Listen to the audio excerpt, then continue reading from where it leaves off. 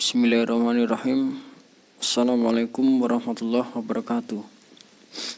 Perkenalkan, nama saya Uli Niam dengan NIM 202111255 dari kelas Hukum Ekonomi Syariah 3G. Di sini saya akan menjelaskan sedikit tentang sejarah hukum Islam dalam pandangan pakar hukum Islam. Konsep formal substansi hukum Islam. Konsep Islam merupakan konsep-konsep yang bersumber dari sumber hukum Islam, yaitu Al-Quran, Al-Hadis, dan ijtihad atau pemikiran ulama. Menurut Scott, konsep hukum-hukum Islam dibatasi ruang dan waktu, yakni hukum Islam dalam periode Umayyah dengan karakteristik hukumnya yang bersifat normatif sebagai hukum suci dan pembatasan hukum Islam pada akhir pemerintahan Umayyah yang bersifat teknis dalam tatanan hukum positif. Menurut konsepsi Islam, pembahasan hukum Islam tidak lepas dari terminologi fikih dan syariah dari sejarah keduanya. Menurut Juhaya S. Praja, penggunaan istilah fikih pada awalnya mencakup hukum-hukum agama secara keseluruhan, baik hukum-hukum yang berkenaan dengan keyakinan maupun yang berkenaan dengan hukum-hukum praktis dan akhlak.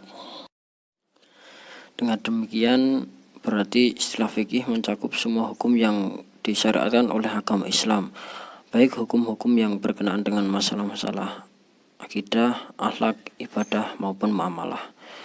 Abu Hanifah mendefinisikan fikih sebagai pengetahuan tentang hak-hak dan kewajiban manusia. Dan pada abad ke-2 Hijriah muncul istilah fikih menurut ahli usul dan usul fuqaha. Yang pertama, ulama usul fikih Asy-Syairazi.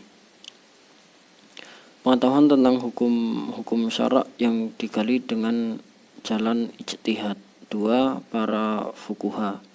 Pertama, fikih adalah memelihara masalah-masalah hukum syarak yang praktis berkaitan dengan perbuatan yang diambil dari Al-Quran dan As-Sunnah serta yang disimpulkan dari keduanya, apakah dipelihara beserta dalil-dalilnya atau permasalahannya saja.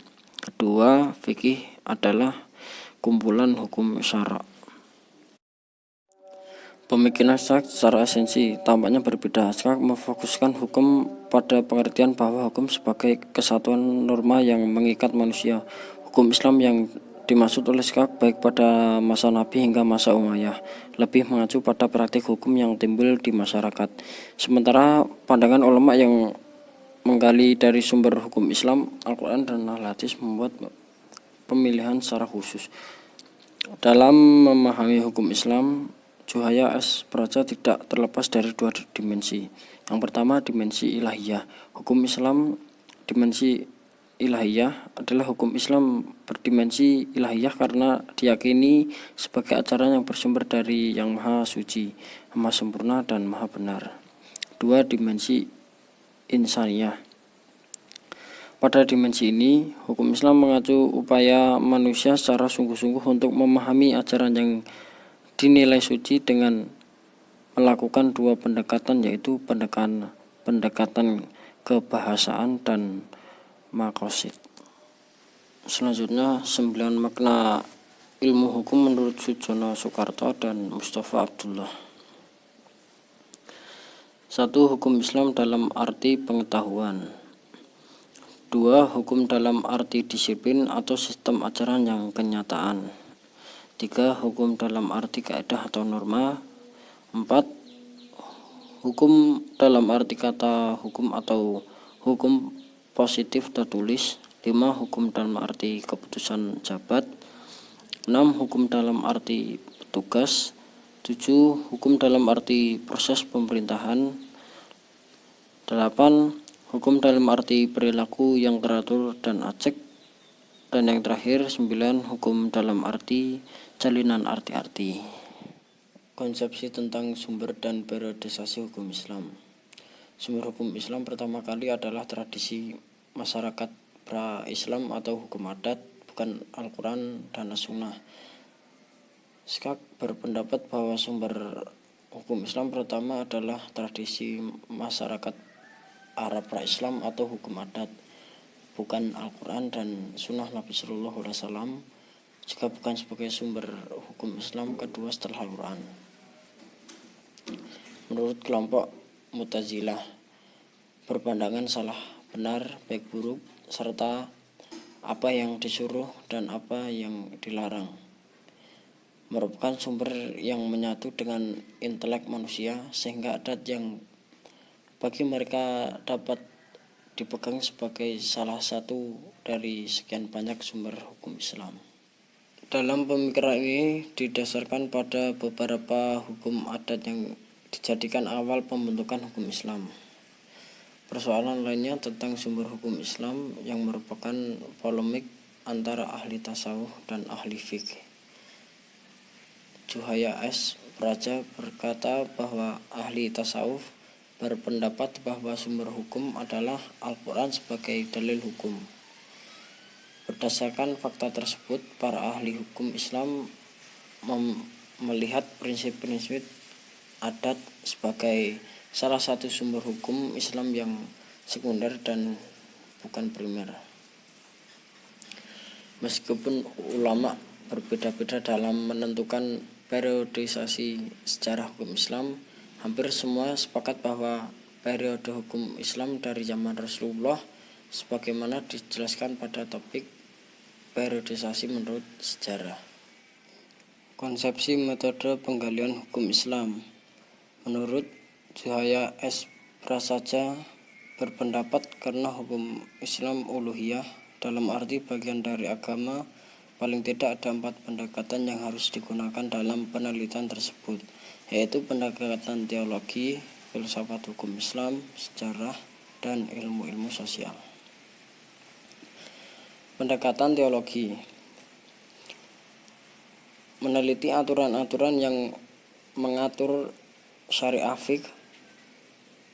Pendekatan bentuk membedakan bentuk-bentuk ekspresi yang buruk dan mencari definisi yang seimbang. Pendekatan filsafat. Menurut Juhaya S. Praja, filsafat mempunyai tugas kritis, yaitu pertama, mempertanyakan kembali paradigma Islam yang telah mapan. Kedua, tugas konstruktif. Pendekatan filsafat hukum. Pendekatan filsafat hukum Islam dibagi menjadi 2, yaitu objek teoris dan objek praktis. Objek teoris membahas tentang prinsip-prinsip hukum Islam, dasar dan sumber hukum Islam, tujuan hukum Islam, asas hukum Islam, dan kaidah hukum Islam. Sedangkan objek praktis yaitu mengapa manusia melakukan muamalah dan harus diatur oleh hukum Islam, mengapa manusia harus melakukan ibadah seperti sholat, dan terakhir, apakah hikmah yang terkandung dalam melaksanakan ibadah seperti puasa dan haji. Skak dalam memahami hukum Islam mempunyai 2 pendekatan. Yang pertama pendekatan sejarah, yang kedua ilmu-ilmu sosial. Selanjutnya macam pendekatan dalam memahami hukum Islam. 1. Teologi, 2. Filsafat, 3. Sejarah, 4. Ilmu-ilmu sosial, 5. Bahasa, dan yang terakhir maqasid syariah. Demikian tadi sedikit penjelasan dari saya. Kurang lebihnya saya mohon maaf. Semoga bisa bermanfaat buat kita semua. Terima kasih. Billahi fi sabil haq fastabiqul khairat. Wassalamualaikum warahmatullahi wabarakatuh.